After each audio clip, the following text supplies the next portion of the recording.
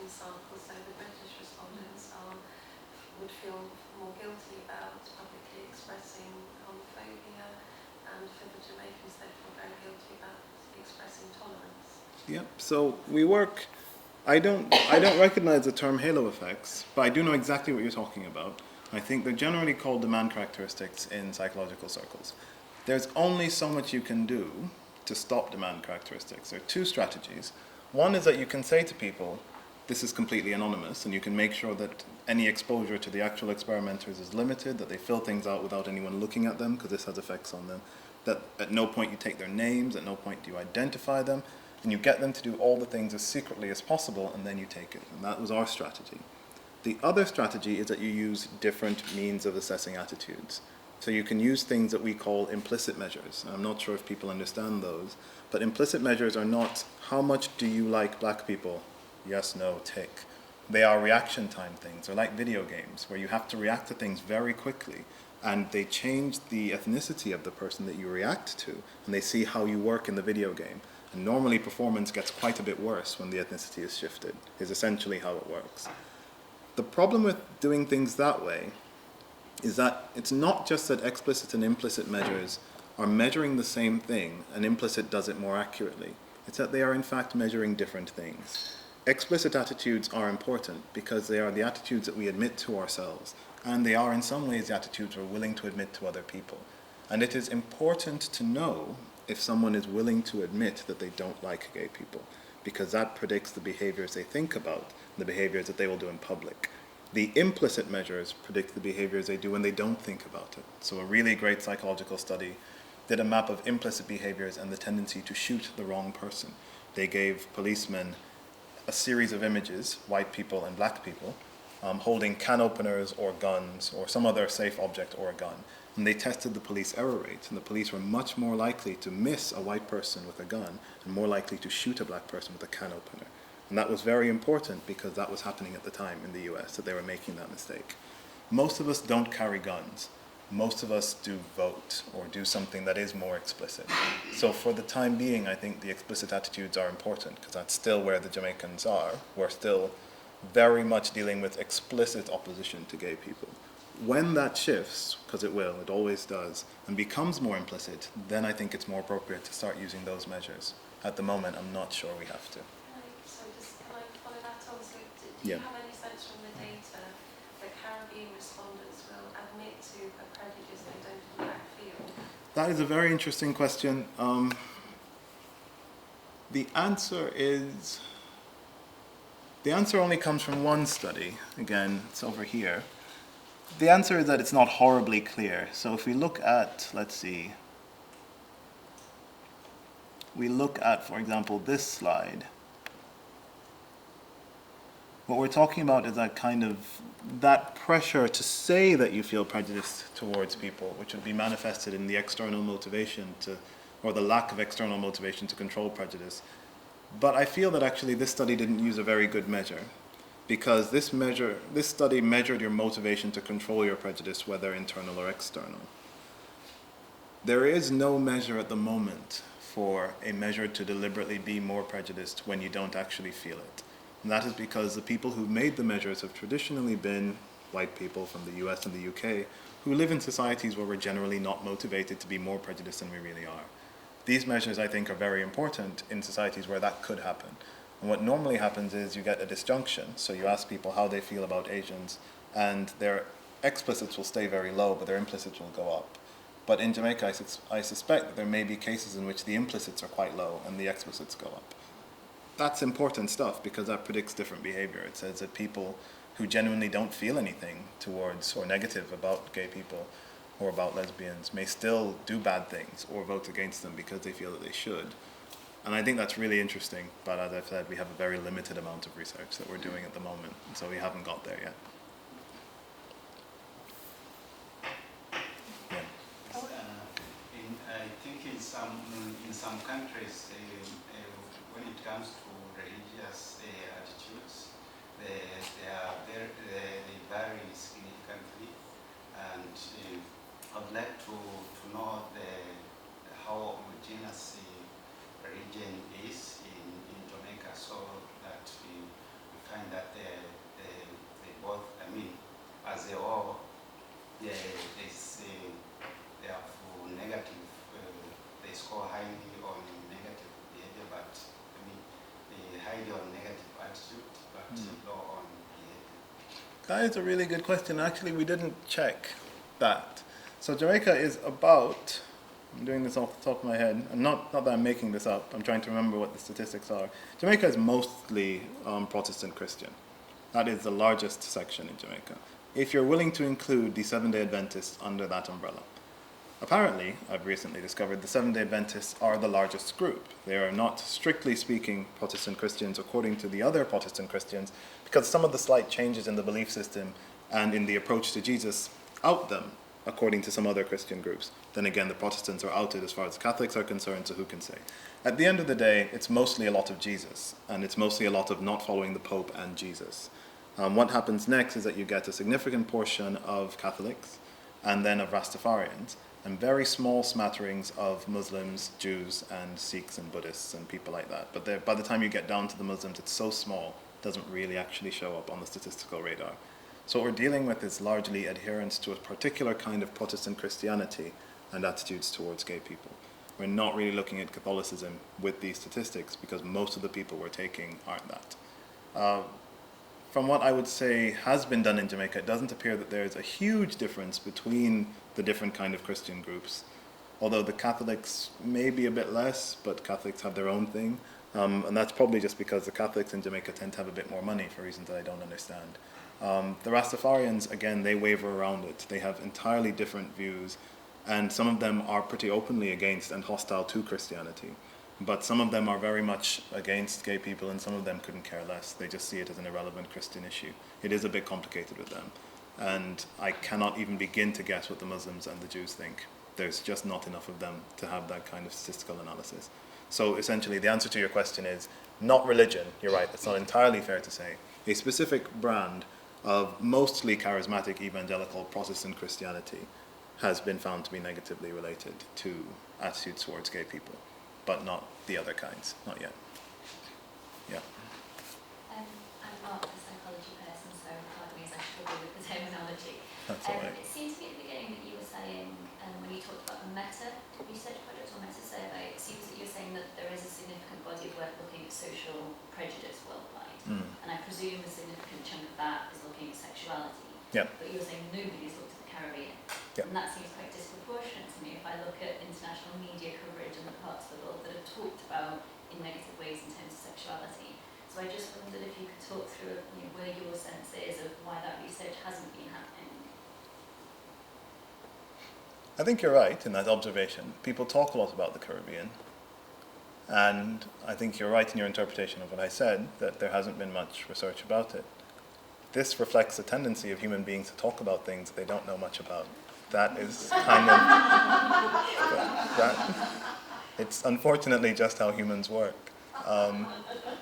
It takes much more time and effort to fund research and do good research in a particular place than it does to simply have an opinion about it. And unfortunately, people haven't been that interested until recently in actually doing any of that research. And I can't blame them completely.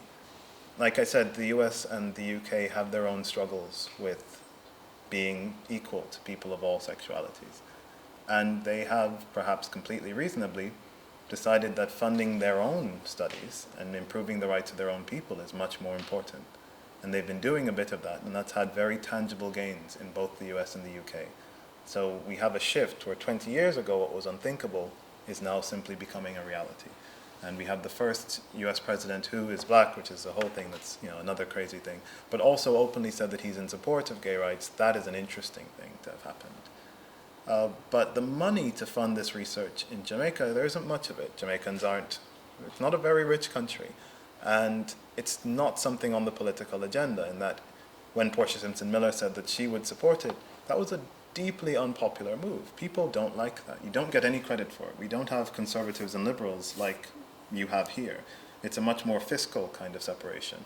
And so the issues like abortion and gay rights don't resonate in the same way, and they don't buy you any votes. So essentially you have a problem where no one has any motivation or any money to do anything about it. And this is why there's still very little research on it. But if you have a lot of money or a lot of motivation, I'd gladly take it off your hands and do more of it, but it doesn't seem like there's a lot floating around. In a room of mostly academics, I'd imagine not. Probably no. How do you build in the sort of social changes that are taking place while you're conducting research? So for instance, with Catholics at the moment, there's a lot of feel-good stuff around New Pope. And the Catholic Church is just wants to start this big survey at the moment to ask all Catholics what they think about abortion, homosexuality, birth control, that sort of thing. So if you were conducting a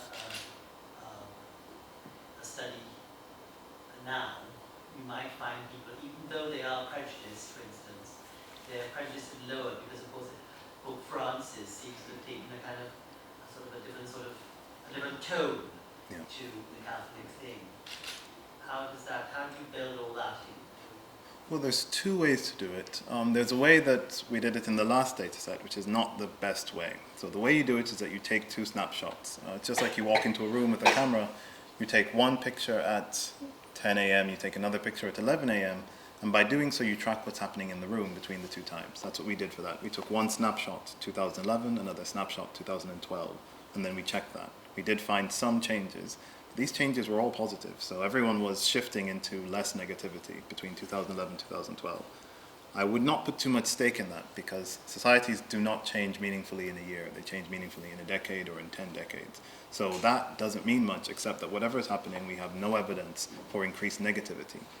The better way to do it would be what they call a longitudinal study. And that would be akin to putting markers on each of you. So you'd have, let's say, marker number 1, marker number 2, marker number 3. Then you take a snapshot of where those markers are at 10 a.m. and another snapshot of where those specific markers are at 11 a.m. The difference in that technique is that it allows us to track how specific people are changing. So it shows us not only what is changing, but why it's changing and the best way of predicting when it will change. That the same person who felt X in 2011, in 2021 feels Y. That's a much better way of doing it, and no one has tried to do it yet. That takes a bit more time and a bit more work because mostly it's an administrative nightmare to at once assure all participants that they are completely anonymous and we have no way of tracking them, and two, to track them. You can't do both of those things at the same time, and you have to figure out very skillful ways of making sure it's done properly. I am trying to do it now, so I've already put in a grant to see if I can get it done, but we know how grant funding is, so I'm not going to hold my breath. But do cross your fingers for me if you believe in that kind of thing, and hope for the best and see if I get it. Yeah. So I think there's loads more questions. Okay. Just a quick question. You're comparing the situation in Jamaica with the US and the UK, and I was wondering, is there any attempt to compare the situation in Jamaica, for example, the situation in other parts of the Caribbean, and not only African Caribbean, I'm talking about Dominican Republic, Haiti, Martinique, the French Caribbean, the Dutch Island. How is how homogeneous or non-homogeneous the situation is, and what might be the differences? So there isn't the same kind of way of doing it that I've done it. There is, the data set that was collected by Professor Ian Boxhill had a lot more data in it than what was eventually analysed at the end of the day. And what that had in it was a bit of a comparison, not the same kind of attitudes and negative behaviour comparison, but some things that could be said that reflect on social distance issues. So how comfortable would you be having a gay person in Parliament, for example? That was something that was collected, and it was collected for a multitude of Caribbean islands. So Jamaica was in there, Trinidad, Barbados. I can't remember if any of the non-English speaking Caribbean islands were in it. And what people tended to find, and I'm hesitant to say that because without the right kind of analysis, I really hate making statements that cannot completely be supported by the data. But the tendency was, on almost every issue, Jamaicans were more liberal than the rest of the Caribbean. So Jamaicans are more open to different sexualities being, different ethnicities being in the cabinet. They're more open to having a female head of state. We have a female head of state. We're more open to people who have different political views from our own, except gay people. Then it shuts down. It shuts down quite quickly, and the difference is quite stark. And no one has tried to figure out why that is, why we're a very open and liberal place in general, except for this gay thing. But again, it'd be an interesting thing to do, but no one's done it yet. Does that help answer your question, any? Hi, Yeah. thanks very much. I have a question, which isn't properly a question, about whether there's any way of calibrating, because I was struck by that stat you had where the one thing that really made a difference was the dance hall demographic. And I just wonder if there's any way of calibrating that increased homophobia, expression of prejudice, alongside misogyny, because it seems to me that they're so intertwined. Because I guess I'm thinking about the way in which sexuality in dancehall music is such a combative, it's presented so combatively, whether it, if you put the question of homophobia on one side from it, the way in which heterosexual sex is represented in it is so aggressively combative, and I just wonder what the relationship is between those kinds of views. What I would say is we don't know yet what the relationship is. We don't have that data yet, but you wouldn't be the first person to point out that we should start checking it. A number of Jamaicans, myself included, have said, this looks like a problem, and it looks like it's not just an issue of dancehall music. And I agree with them, well, I agree with myself, that's a silly thing to say, but I agree with everyone who said that, because when you listen to dancehall music, the gay rights issue is a very important issue for other countries, and it should be an issue for Jamaicans. But if you actually listen to a lot of dancehall music, you realize that the same very violent and very hideous pronouncements are made not only about gay people, but about heterosexual men who perform cunnilingus on women, about heterosexual people who engage in anal sex, about people who do a lot of things that most Westerners think just sounds like regular foreplay and normal behavior. And there is a restriction around sexuality that is not just being gay. Being gay seems to be the pinnacle of this problematic set of behaviors, but it is not alone in it. And there are songs that advocate killing men because they go down on women. That is an unusual thing that has completely been ignored by all the research.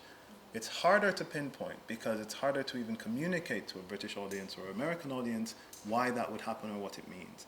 And it's very difficult to get funding for research that encourages men to go down on women. Maybe there's a body that's really into that, I don't know. But I've never actually come across this body, and I haven't got any money from them. So you flagged up a very important point, that something's going on here that's not just about being gay. It's not just about the intersection of gayness and dancehall. It's about something that's much more complicated.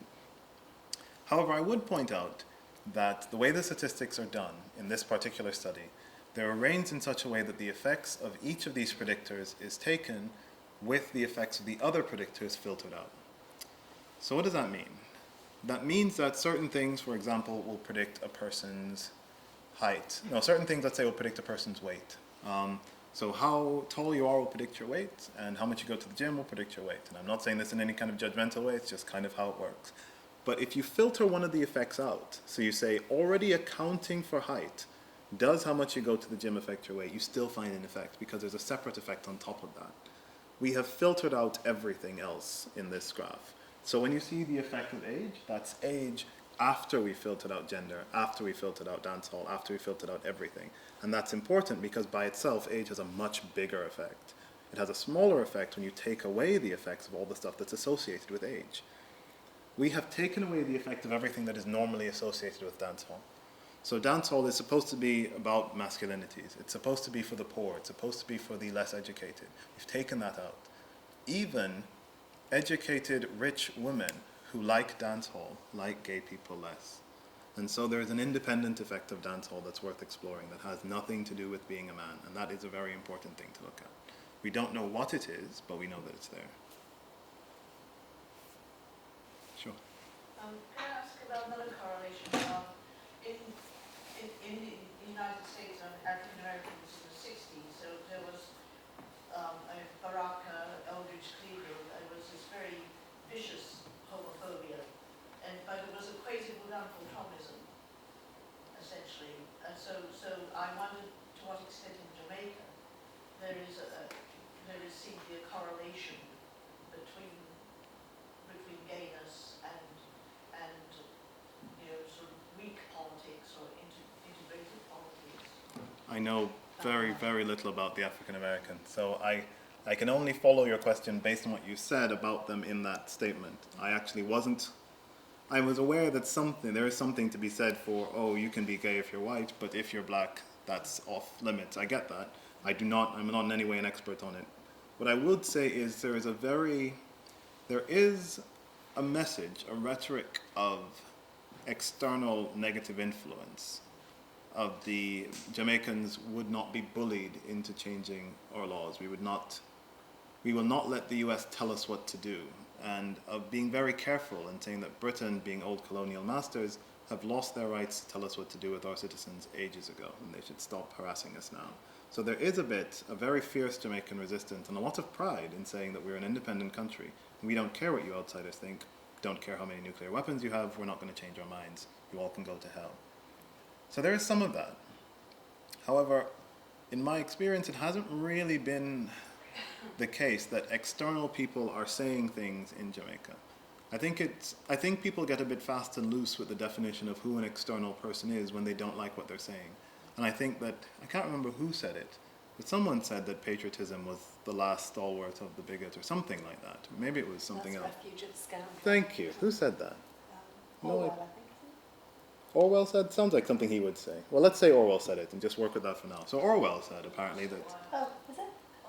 Wilde said that patriotism was the last refuge of the scoundrel. I think that's right. Yeah. Is it Len? Last refuge of the scoundrel? Yeah, so I mean, people get a bit fast and loose with who's an external person and what an external influence is. And people have been working very hard to deny the existence of genuine grassroots Jamaican organizations that are saying, we're gay people and we would like you to treat us a lot better. And I've also been accused in the newspapers sometimes of being an external person, which I find very curious, and I wish that they would write the British Border Agency that and let them know so then I could work without restrictions in the UK, and that would be awesome.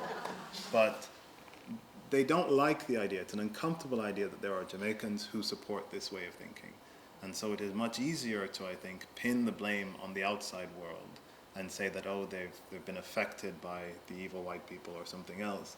And I think the actual picture is much more complex. Yes, there is a very strong correlation, as you can see here, in Jamaica and everywhere else, in the UK and in the US, between education and a reduced negativity towards gay people and all sorts of other people, so reduced negativity towards black people and Muslims and everyone else. And education is also correlated with a certain amount of multiculturalism. The more you travel, the more likely you are to be educated, and the more educated you are, the more likely you are to travel. I do not think it's as simple as that, but I think there are many people who are trying to make it appear as simple as that. Okay, thank you. I think we're going to have to at least carry on the conversation over a cup of tea. And I just want to say that, I think it's quite heartening to see that statistics for imagined contact, and, for those of us who kind of, work in the field of imagined contact. But it's also quite interesting to think of the kind of intimacy and the one-to-oneness of the relationship to a book, as opposed to that situation of the dance hall, and how to think through, the positive results for imagined contact, and then that kind of negative spike of a kind of, what's made impossible in terms of our reimagination in a kind of setting like that, or what's much more difficult. And I'm just trying to think through, without asking Lawrence to become a dancehall artist, what we can, how to think through those kind of two sets of data, really. I think that'd be very interesting. Yeah. Okay. All right. Thank you very, very much for trying this.